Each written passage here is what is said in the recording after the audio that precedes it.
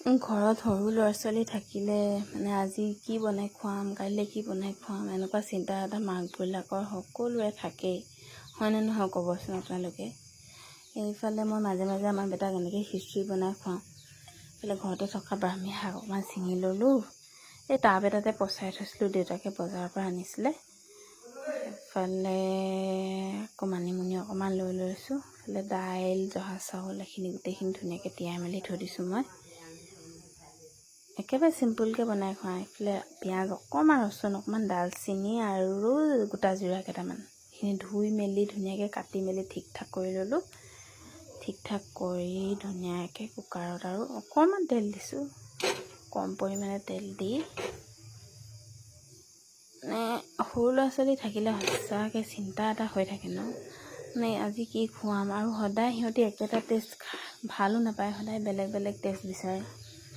আমাৰ মানে বেটাই এইখিনি খিচিৰি বনাই দিলে খাই ভাল পায়। মানে এনেই যদি ভাত দিওঁ খাই খুব বৰ বেছি খাবলৈ মন নকৰে, মানে খিচিৰি খাই বেছি ভাল পায়।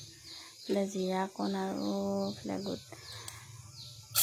আৰু দালচেনি দি পেলাই পিঁয়াজ অকণমান দি অকণমান ৰঙচুৱা অকণমান ভাজিলোঁ। আৰু একেবাৰে চিম্পুল, সকলোৱে এনেকৈ বনায়, আপোনালোকেও খুৱাব পাৰে, হেল্ডিও হয়। এনেকৈয়ে খুৱাই থাকোঁ মই মাজে মাজে। ৰঙচুৱা হোৱালৈকে গৈ আছোঁ।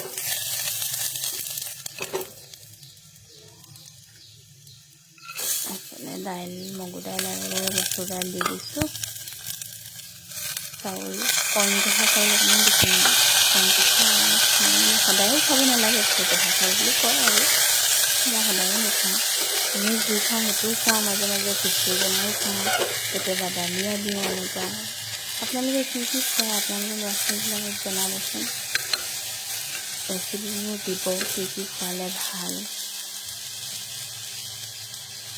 ইফালে ভাজা অকণমান ৰৈ দিছোঁ আৰু সেইখিনি আকৌ এতিয়া কাটি থোৱা আলু এটিও দি দিছোঁ। অকণমান ডাঠ হ'লে খায়ো ভাল পায়, নহয় জানো।